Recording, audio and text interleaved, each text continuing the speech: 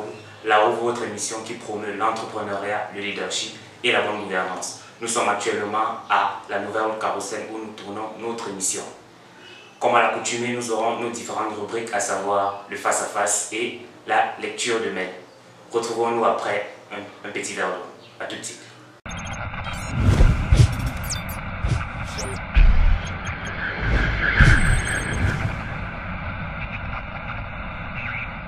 La gestion des ressources humaines, thème central dans nos entreprises pour leur bon fonctionnement, leur bonne organisation, que ce soit les entreprises privées, que ce soit les entreprises publiques. Pour notre État, par ricochet, car elle participe à sa bonne marche, elle participe à son bon fonctionnement. Alors le thème de ce jour, c'est la gestion des ressources humaines pour un système de bonne gouvernance.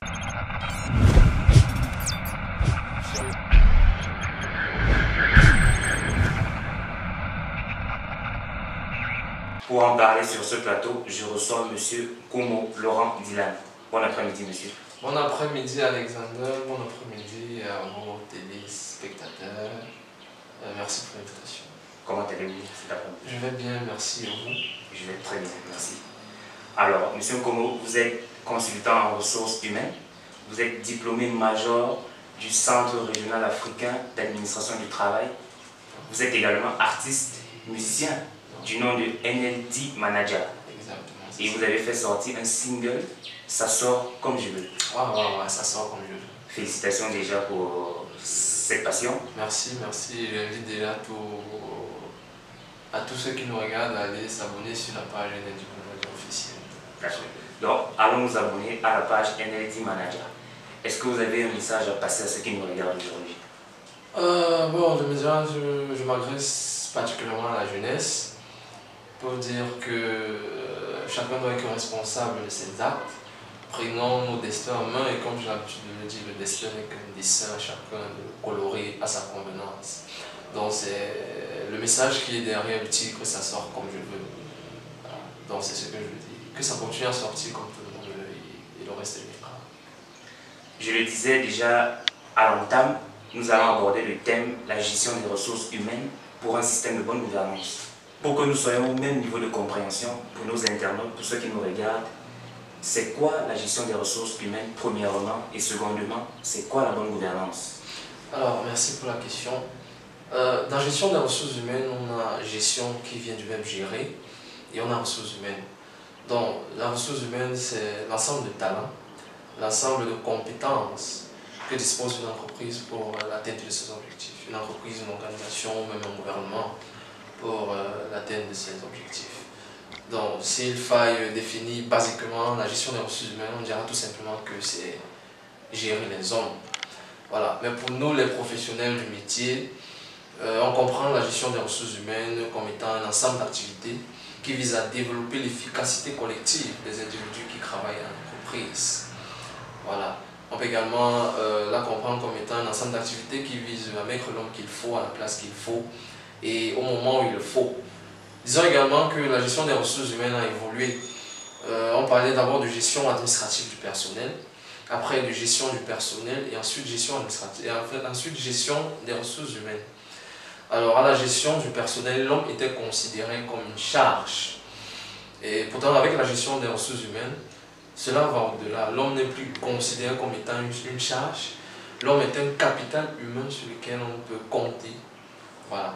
Et maintenant, la gestion des ressources humaines s'agrippe sur 4 grandes activités. Premièrement, la planification. Ensuite, l'acquisition. Après, c'est le développement et enfin la conservation. Donc, si vous me permettez, je vais expliquer rapidement ces 4 fonctions. Alors, lorsqu'on parle de planification, c'est la capacité à pouvoir anticiper. Parce qu'en gestion des ressources humaines, un gestionnaire des ressources humaines, c'est un visionnaire. Un gestionnaire des ressources humaines, c'est un futurologue. C'est quelqu'un qui voit et qui ressent le futur et prend des mesures nécessaires pour anticiper. Voilà. Parce qu'en gestion des ressources humaines, on ne change pas le pansement, on pense le changement. Voilà. Maintenant, lorsqu'on parle d'acquisition, ça fait référence au recrutement. Généralement, pas d'acquisition RH, acquisition des ressources humaines. Après avoir acquéri dans les ressources humaines, j'espère que vous me voyez, on a planifié, après on a on acquiert la ressource humaine, D'accord. après on la développe. Maintenant, le développement se fait par la formation. On peut avoir des formations sur le tard, on peut avoir des recyclages, on peut avoir des formations continues. Ce qu'il faut savoir, c'est que généralement, lorsqu'on acquiert une compétence ou alors une ressource humaine, elle a déjà des compétences de base. Sauf que ces compétences doivent être mises à jour, d'où l'importance de pouvoir la développer.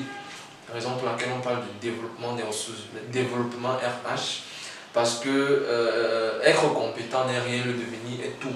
C'est-à-dire que la compétence doit être dans une logique de devenir. On n'est pas compétent, on devient compétent. Donc il faut à chaque fois faire une mise à jour de ces compétences pour qu'elles ne soient pas obsolètes. Si vous avez des compétences obsolètes qui ne servent plus à rien, elles ne serviront véritablement plus à rien, on va les mettre à la poubelle.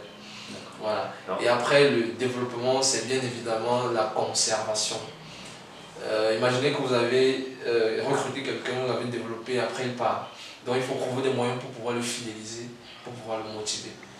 D'où ces quatre notions: planification, acquisition, développement, conservation. Comme on peut comprendre que comme la pratique change, les pratiques et les mentalités doivent également changer. Exactement.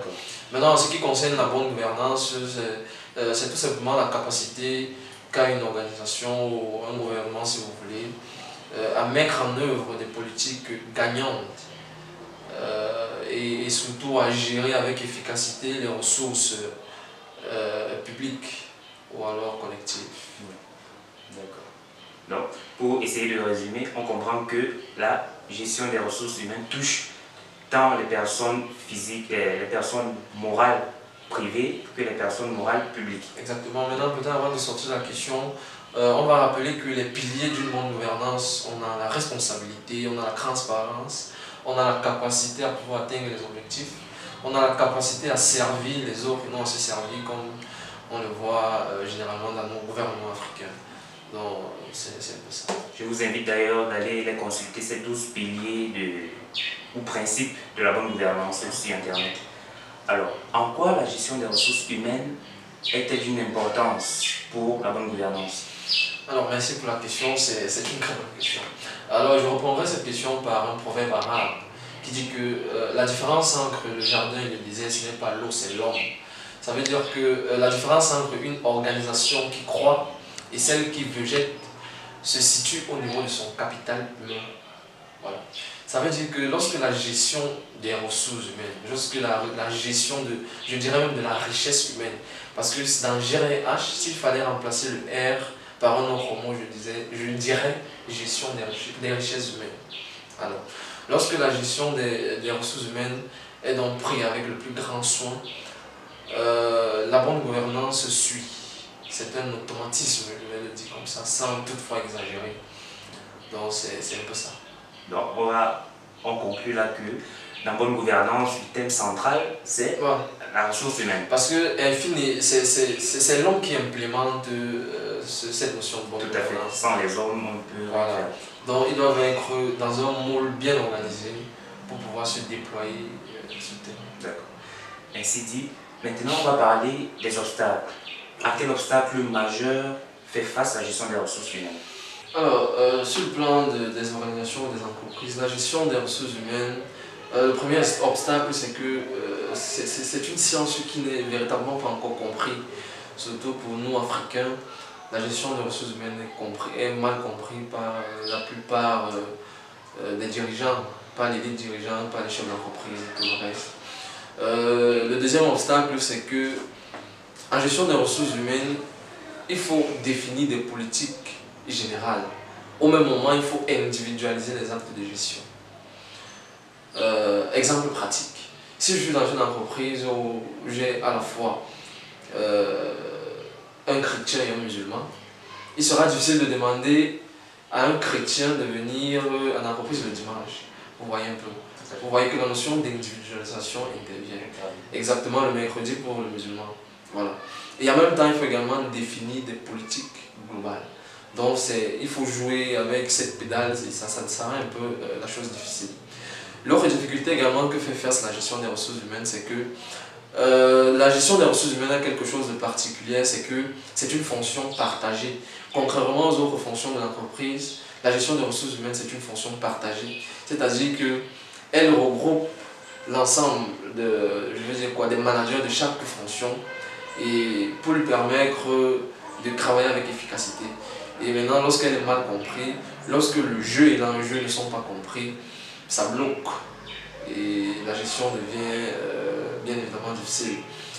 Maintenant, l'autre difficulté également que fait face à la gestion des ressources humaines, c'est que on a l'impression que c'est quelque chose de facile et d'aisé que tout le monde peut faire. Vous allez donc voir dans nos administrations un individu qui occupe le poste de directeur des ressources humaines étant titulaire d'un CAPA mécanique. Parce qu'il se dit que c'est facile et tout le reste. On a donc beaucoup de charlatans, beaucoup d'imposteurs dans le domaine. Voilà quelques difficultés qui font face à la gestion des ressources. Sur les pilotes de vos précédents développements, on comprend bien qu'un individu ne peut pas se lever un bon matin et devenir gestionnaire ou gérant des ressources humaines. Donc, il y a une formation préalable qui est destinée. Bien évidemment, il y a une formation. C'est vrai, il y a des personnes qui sont naturellement aptes, vous voyez. Mais sauf que ces prérequis ne sont pas suffisants. Voilà. Donc, on peut avoir des personnes qui sont naturellement des leaders. Mais au-delà du leadership, il y a également la notion de manager. Et là, elle s'acquiert avec la formation. Donc, la formation reste quelque chose d'important. Mais malheureusement, plusieurs personnes se disent que c'est aisé et que tout le monde peut gérer dans ce domaine. Et ils se retrouvent à faire ce que j'ai parlé, ce que j'ai dit au début, la gestion du personnel, au lieu de faire la gestion des ressources humaines. Et dans ce cas, on considère l'homme comme étant une charge, comme étant, je dirais même une perte pour l'entreprise. Et ça fausse le jeu. D'accord. Voilà arrivé au terme de cette première partie. Nous allons laisser un petit temps à Mel pour nous édifier sur ses lectures. A tout de suite.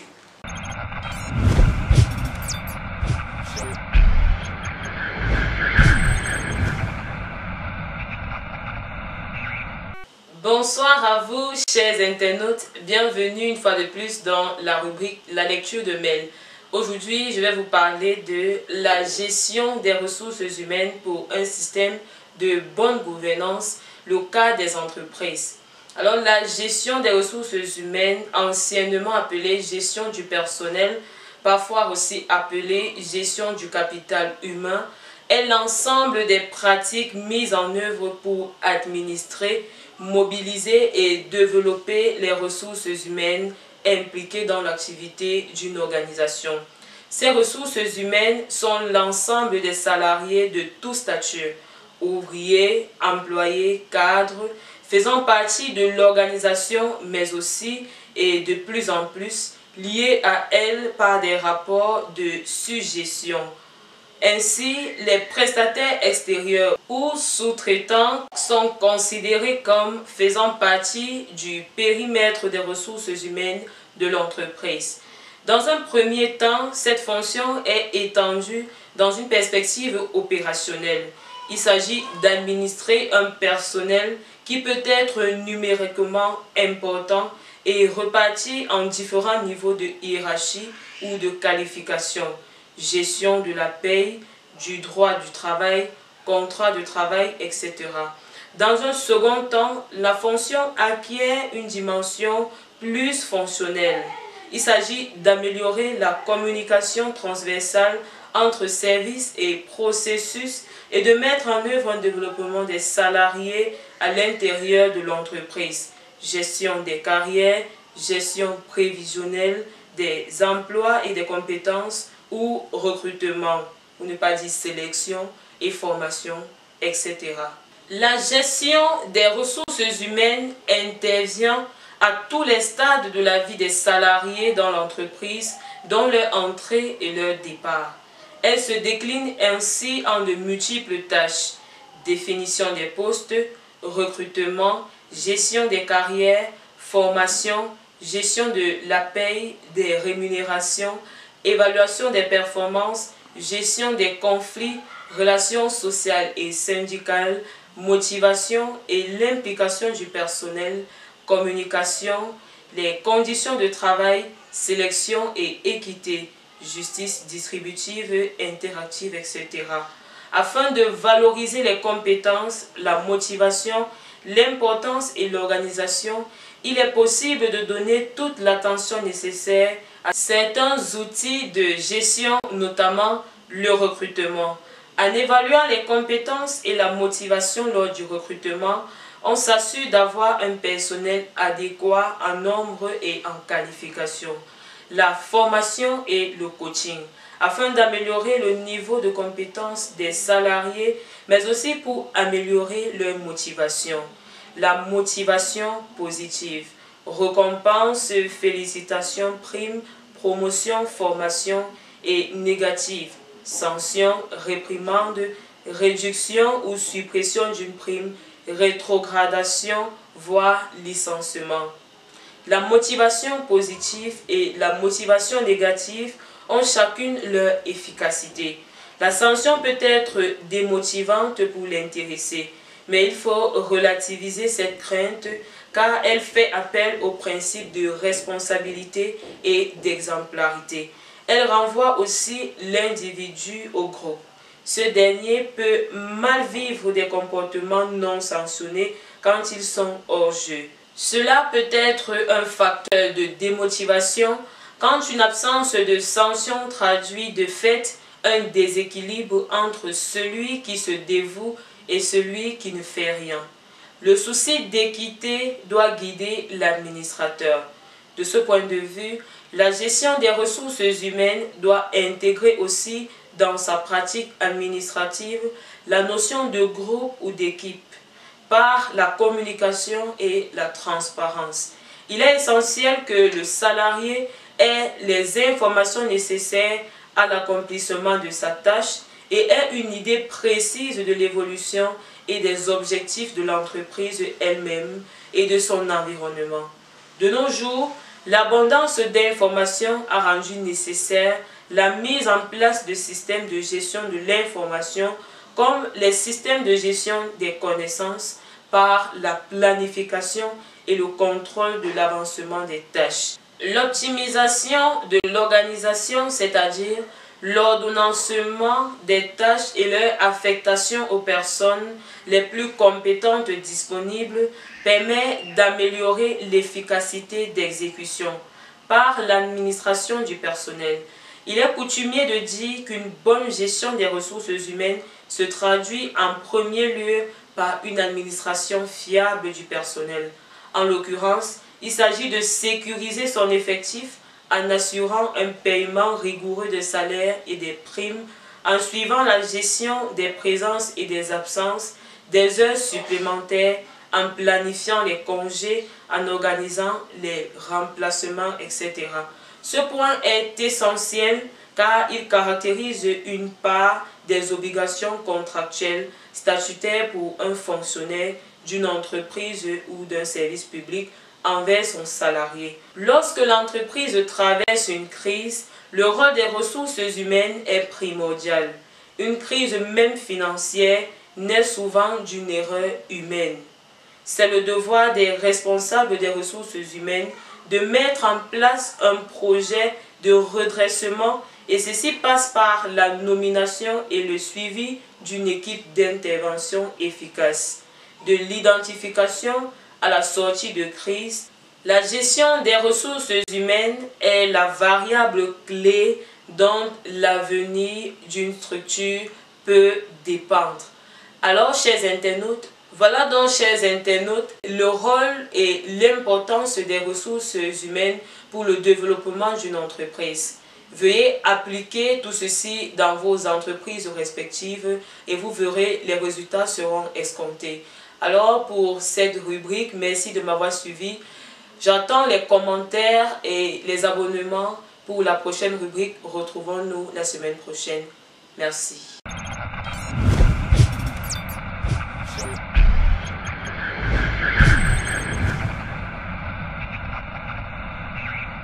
Toujours en présence sur ce plateau de M. Komo Laurent Dylan.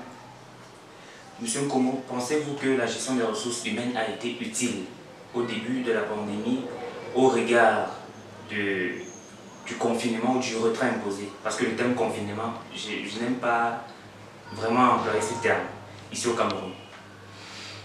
Disons que la gestion des ressources humaines, avant, pendant et après la pandémie ou le confinement, que vous n'aimez pas employer, reste d'une utilité incontestable. Parce que, comme j'aime à le dire, l'homme est une source de ressources inépuisable. Ça veut dire que il aura toujours cette capacité à donner jusqu'à la fin de sa vie. Tant qu'on vit, on peut apporter un plus. Voilà. Maintenant, en ce qui concerne la pandémie, cela a été je vais dire quoi, une difficulté pour toutes les organisations, il faut le dire. Mais en gestion de ressources humaines, il y a la notion de flexibilité qui intervient. Donc il était donc question pour les gestionnaires des ressources humaines d'adapter de nouvelles politiques en vue de s'arrimer à la nouvelle donne. Il était donc question de définir un climat pour les gestionnaires des ressources humaines, de définir un climat best, c'est-à-dire de bien-être et de santé au travail. Les NTI également ont favorisé le déploiement. Ça n'a pas été facile, mais en gestion des ressources humaines, on s'adapte. Et je pense que les entreprises qui se sont adaptées ont pu tenir le coup. Les NTI, les nouvelles technologies de l'information et de la communication. Gestion des ressources humaines, on peut comprendre qu'elle peut être bonne, la gestion, donc elle peut aussi être mauvaise. Exactement. Quelles sont les conséquences donc d'une mauvaise gestion des ressources humaines? Voilà, lorsque la gestion des ressources humaines n'est pas bonne, déjà il faut le dire, si vous n'avez pas une bonne gestion des ressources humaines dans une organisation, vous allez droit vers le mur. C'est comme un soldat qui part en guerre sans son arme. Voilà. La mauvaise gestion des ressources humaines peut donc entraîner plusieurs problèmes qui peuvent être de plusieurs ordres. Déjà sur le plan de la planification, lorsqu'il n'y a pas de gestion des ressources humaines bonne, la gestion prévisionnelle des emplois et des compétences n'est pas véritablement implémentée. Il n'y a aucune planification sur les recrutements, aucune planification sur les postes disponibles. Vous allez voir dans nos administrations, on a 15 employés avec 2 tables. C'est un problème de planification. C'est un manque de gestion prévisionnelle des emplois et des compétences qui est une activité qui vise à maintenir de façon permanente une adéquation entre le poste de travail et les ressources humaines disponibles. L'autre problème également se situe au niveau du recrutement. Lorsque la gestion des ressources humaines n'est pas bonne, on a des personnes incompétentes qui se retrouvent dans des postes de responsabilité et le mauvais rendement suit. On peut également l'observer. Ce manque de gestion des ressources humaines dans nos administrations, surtout publiques, entraîne tout ce que vous pouvez imaginer. Voilà, que ce soit la corruption, que ce soit... Bref, on a des imposteurs parce que le recrutement n'a pas été bien fait, le recrutement n'a pas été pensé. Autre difficulté également au niveau de la formation. Lorsque la gestion des ressources humaines n'est pas véritablement implémentée dans une organisation, il n'y a pas de plan de formation.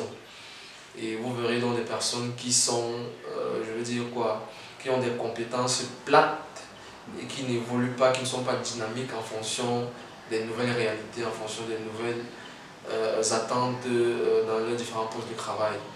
Donc il n'y a aucune mise à jour de leurs compétences et ça joue également sur le plan de la rentabilité. Les autres difficultés également, c'est sur le plan de la motivation. Lorsque rien n'est défini, lorsque tout le monde travaille de façon mal organisée, il n'y a non seulement pas la motivation et tout également joue toujours sur le rendement. Donc autant de problèmes. On a même beaucoup de conflits. Vous allez voir dans certaines dans les organisations où il y a l'absence de gestion des ressources humaines, on a des conflits à tout moment. Il peut y avoir aussi des problèmes au niveau des salaires. Voilà. Voilà, des problèmes de plusieurs ordres. Donc on peut comprendre là que ce sont les entreprises privées qui en pâtissent le plus par rapport aux entreprises publiques.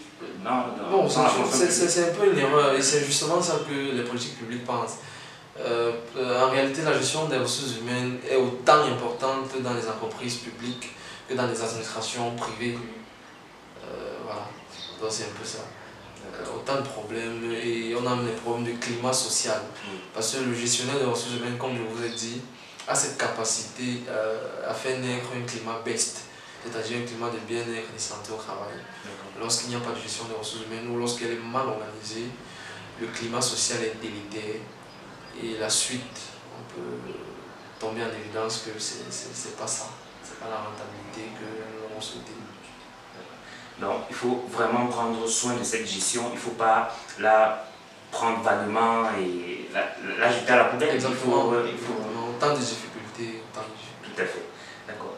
Alors, la dernière question que je vais vous poser, que doit-on mettre en place pour optimiser la gestion des ressources humaines? Alors, cette question, je viens de répondre à 3 niveaux. Le premier niveau, c'est que la gestion des ressources humaines doit véritablement être au centre des préoccupations. Ça, c'est le premier niveau. Que ce soit dans les administrations publiques ou dans les entreprises privées, la gestion des ressources humaines doit être au centre des préoccupations. Le deuxième niveau, c'est qu'il n'y a pas de gestion des ressources humaines qui soit standard. Voilà. Il n'y a pas une formule magique, ça n'existe pas. La gestion des ressources humaines doit s'adapter en fonction des réalités de chaque organisation, en fonction des réalités de chaque entreprise. La gestion des ressources humaines doit être sur mesure aux attentes. Voilà. Et enfin, le troisième niveau, lorsqu'on parle d'optimisation, on parle d'efficacité. Et l'efficacité étant la capacité à pouvoir atteindre les objectifs. Et pour atteindre les objectifs, il faut être compétent. Et pour être compétent, il faut se former. Voilà. Et lorsqu'on parle de notion de compétence, elle regroupe 4 types de savoirs. Nous avons les savoirs déjà qui sont des connaissances générales. Nous avons le savoir-être qui renvoie aux attitudes autant pour moi, parce que les attitudes en entreprise ou dans le monde du travail sont très importantes. Ensuite, nous avons le savoir-faire qui renvoie aux aptitudes. Et enfin, nous avons le savoir-faire faire, qui est la capacité à transmettre, à pouvoir manager. Donc, comme on le disait, la gestion des ressources humaines touche à la fois les personnes morales privées et les personnes morales publiques, et il faut adapter la gestion à chaque personne. D'accord. Et ce que je veux dire, c'est que la gestion des ressources humaines n'est pas une notion étrangère. Nous la vivons au quotidien, même dans nos familles. Voilà. La gestion des ressources humaines, c'est vraiment partout. Oui. Voilà, c'est ça. On remercie M. Nkomo Laurent Dylan d'être passé sur notre plateau de la roue.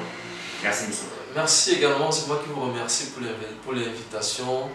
Le plaisir a été le mien d'être présent dans votre plateau.